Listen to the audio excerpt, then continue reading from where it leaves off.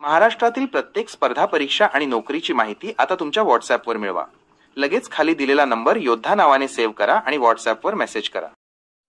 नाही, आपला कार्यक्रमच ती आहे. हे तर ट्रेलर आहे, आणखी तुम्ही कोमात जाणार आहेत. 1985 पासून साहेब आमदार आहेत. 8 वेळा विधानसभा भवनात गेलेत. ते आपल्या महाराष्ट्राचे प्रश्न मांडलेत. काही लोक राजकारणामुळे श्रीमंत झाले, पण या महाराष्ट्रात राजकारण श्रीमंत करण्याचं काम साहेबांनी केलं, हे देखील आपल्याला मान्य करावं लागेल. मी काही कुठल्या पक्षाचा निष्ठावान कार्यकर्ता नाही. मी कुठल्याच राजकीय व्यासपीठावर जात नाही, पण चांगल्याला चांगलं म्हणणं काळाची गरज आहे. कदाचित संगमनेरकडून तुम्हाला मतदान कमी पडलं, तुमचा पराभव झाला, या लोकांना पटलं नसेल, पण अख्ख्या महाराष्ट्रात ज्या माणसाची चिंता होती त्याच्यात पहिलं नाव तुमचं होतं. या चांगल्या माणसाचा पराभव कस काय झाला? टाळ्या, मी काय म्हणलं, भावकीत कोणी मेलं का तुमच्या? टाळ्या जोरदार वाजवा. तुम्हाला ताण कशाचा आहे? मी तुमच्यावर येणारच आहे, नाही तर खाली येणार डायरेक्ट. नेमका तो हा प्रॉब्लेम काय? किंवा इंस्टाग्रामच्या व्हिडिओ व्हायरल होईना, तुला कोणी फॉलो करणं, तुझा चेहरा नक्षलवाद्यासारखा, असं लय मोठ्या गोष्टी मला बोलायच्या. पण मुख्य गोष्ट काय बाबा, नेता कसा असावा. काल आपण विधानसभा पाहिली, त्या विधानसभेत कोण कोणाला शिवा द्यायला पता नाही. येणाऱ्या काळात आपली विधानसभा WWF या नावाने ओळखल्या जाऊ नये, एवढीच काळजी फक्त राजकारणी लोकांनी घ्यावी, ही विनंती आहे. पण पोरो तुमचा भाऊ म्हणून, पोरिओ तुमचा भाऊ म्हणून एक गोष्ट सांगायलो की महाराष्ट्रातलं कुठलंही स्टेज असो, त्या स्टेजवर बसायला पहिल्यांदा आपल्या हातामध्ये सत्ता लागते. ती आपल्या हातात येणार नाही. जरी ह्यापैकी एखादा म्हणला की मला वाटायला आमदार व्हाव, तर ह्या बाजूचा डायलॉग आणील का नाही, तू मेला का नाही थाड. तुमच्यापैकी एखाद्या पोरीला वाटलं आता मला यावर्षी नगरसेवक व्हायचे, या बाजूची तुला हसल का नाही? साध्या आमच्या पोलीस भरतीच्या पोरीत एखादी पोरगी जरी म्हणली, समजा विश्वास नागरे पाटलाचं वाक्य ऐकलं, मंजिले उन्हीं को मिलती है जिनके सपनों में जान होती है, पंख होने से कुछ नहीं होता, हौसलों से उड्डाण होती है. आणि ती पोरगी म्हणली की आता कॉन्स्टेबल व्हायचं नाही, मला IPS व्हायचंय, बाजूची म्हणती हा तू महाराष्ट्राचा मुख्यमंत्री चुकायला तू. हा म्हणजे मेन गोष्ट लक्षात घ्या की आपलेच लोक आपल्याला निगेटिव्ह करतात. तर सांगायचं तात्पर्य एक आवर्जून सांगालो की महाराष्ट्रातलं कुठलंही स्टेज असो, त्या स्टेजवर बसायला पहिल्यांदा सत्ता लागते. पोरो, सत्ता आपल्या हातात येणार नाही. महाराष्ट्रातल्या कुठल्याही स्टेजवर बसण्यासाठी दुसरी गोष्ट मालमत्ता लागते. तर तू काही रेतीचं टिपर चालवणार नाही. तू काही मटका आकडा क्रमांक 7 कल्याण चौफेर शुक्रवार ते बी जमणार नाही. तू केटी चालवणार नाही, तू बंबाट पते खेळणार नाही. मग तुझ्याकडे अतिरिक्त पैसा येणार आहे का? नाही. म्हणजे महाराष्ट्रातल्या कुठल्याही स्टेजवर बसायचं असेल तर पहिल्यांदा सत्ता लागते. सत्ता नसेल तर आपल्याकडे मालमत्ता लागते. पण भाऊ म्हणून एक गोष्ट सांगायलो, महाराष्ट्रातलं कुठलंही स्टेज असेल त्या स्टेजवर बसण्यासाठी जरी आपल्याकडे सत्ता नसेल, जरी आपल्याकडे मालमत्ता नसेल, तर बुद्धिमत्तेच्या भरोश्यावर भारतातल्या कुठल्याही स्टेजवर बसता येते.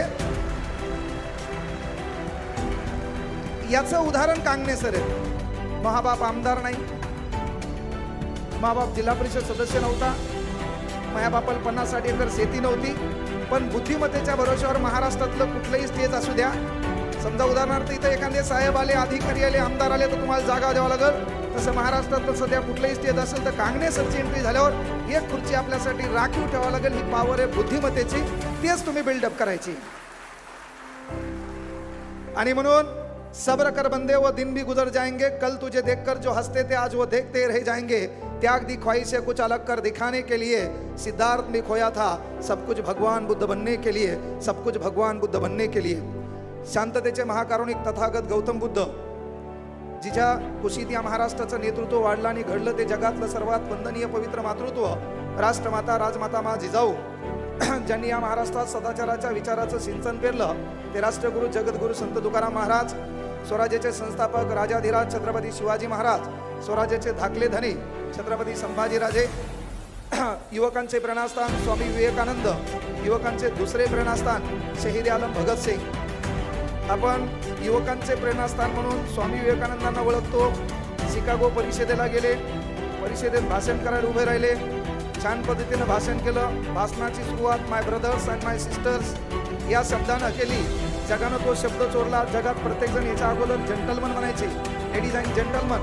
तो शब्द बदलला आणि ब्रदर्स अँड सिस्टर, माझ्या बंधू आणि भगिनींनो, हा शब्द जगाला कोणी प्रदान केला असेल तर तुमचे आमचे प्रेरणास्थान स्वामी विवेकानंदांनी प्रदान केला. त्या विवेकानंदाचं भाषण ऐकलं. एक तरुणी समोर आली. ती आल्यावर विवेकानंदांना म्हणाली की बाबा, तुम्ही एवढे तेजस्वी, तुम्ही एवढे बुद्धिमान आणि मी एवढी सुंदर, आपण दोघांनी लग्न केल्यावर आपली औलाद किती सुंदर आणि किती बुद्धिमान होईल. जर समजा त्या जागी तू यासारखा असता, तुम्हाला असता भाषण बिषण काही हो दे, आलेली संधी सोडायची नाही. कारण सध्या त्याच प्रतीक्षेत तू हे. रात्री 12 वाजता करायला काय तू? पहिलं काम तेच करायला. कोणत्या पोरीचं अकाउंट पब्लिक आहे? मी बोललेल्या गोष्टी ज्याला कळत नाही ते नाबालिक आहे. पहिलं काम काय पाहायला, कोणत्या पोरीचं अकाउंट पब्लिक आहे. आणि पोरिओ, टाळी एका हातानं वाजत नाही. बरोबर आहे की नाही पोरं? टाळी एका हातानं वाजत नाही. आमचं पोरग डायरेक्ट तुम्हाला बोलत नाही, पहिल्यांदा पाहते तू अकाउंट पब्लिक आहे का, आणि मग आमचं पोरग तुला इंस्टाग्रामवर एक टिंब पाठवते, तो सेंड. आमची ताई डेंजर आहे, आमची ताई रिप्लाय देत नाही. आमचं पोरग म्हणतंय सफलता एक चुनौती है, 2 टिंब पाठवते. आमची ताई रिप्लाय देत नाही. आमचं पोरग पुन्हा म्हणतंय क्या कमी रह गई है देखो और सुधार करो. आमचं पोरग 3 टिंब पाठवतंय. आमची ताई रिप्लाय देत नाही. आमचं पोरग 1 टिंब स्पेस, 4 टिंब स्पेस, 3 टिंब सेंड. हे जेवढे हसले का, यायला दररोज टाइम लावून मारणं काळाची गरज आहे.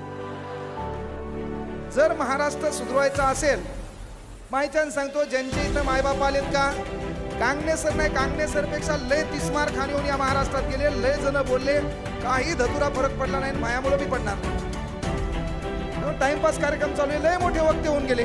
कीर्तनकार बेजार आहेत, काही काही हाडं कमी झाले. बदल काय धतुरा झाला. त्यामुळे कोणाच्या बोलण्यानं काही बदल झाला नाही. मेंटॅलिटी सुधारायची असेल तर पहिल्यांदा एकच काम आहे महाराष्ट्रातल्या तमाम पालकांना.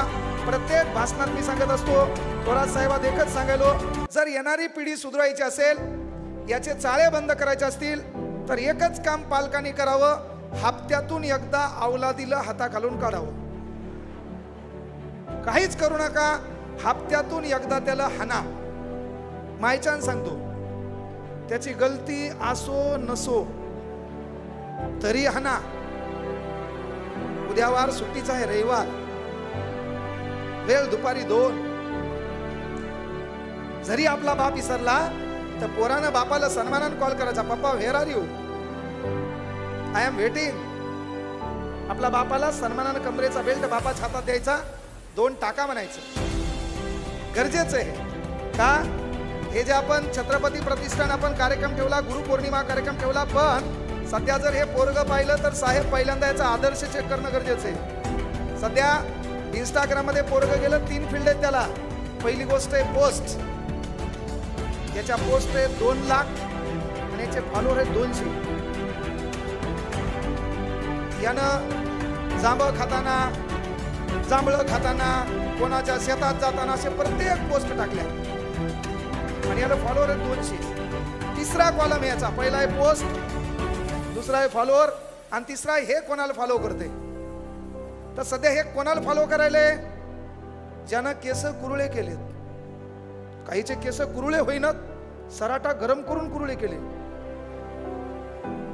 केस करली, केस काही काही माहिती भाषा कळणार नाही, काही काही केस करली केली, काही काहीनं भल्या मोठ्या साकळ्या गळ्यात घातल्या. आणि जो 302चा आरोपी आहे, जो कायदा सध्या बदललाय, ज्याला BNS नाव आहे, भारत न्याय संहिता, जो लिहिला होता लॉर्ड मेकॉले यांनी, जो 1861 या भारतामध्ये लागू झाला होता, ज्याचं नाव होतं IPC, इंडियन पिनल कोड, ज्याचं नामांतरण 1 जुलै 2024. 1 जुलै हा दिवस वसंतराव फुलसिंग राठोड उर्फ वसंतराव नाईक यांचा जन्मदिवस. गहुली तालुका पुसद, जिल्हा यवतमाळ. यवतमाळ पांढरं सोनं पिकवणारा जिल्हा. यवतमाळ आत्महत्याग्रस्त लोकांचा जिल्हा यवतमाळ. महाराष्ट्रात 16 तालुके असणारे 2 जिल्हे, एक यवतमाळ आणि एक नांदेड. 3 वाला मुंबई उपनगर, 4 वाला धुळे, 5 वाला हिंगोली, 6 वाले 2 नंदुरबार वाशिम, 7 वाले 13 वाला एकच बुलढाणा, 9 वाले 3 छत्रपती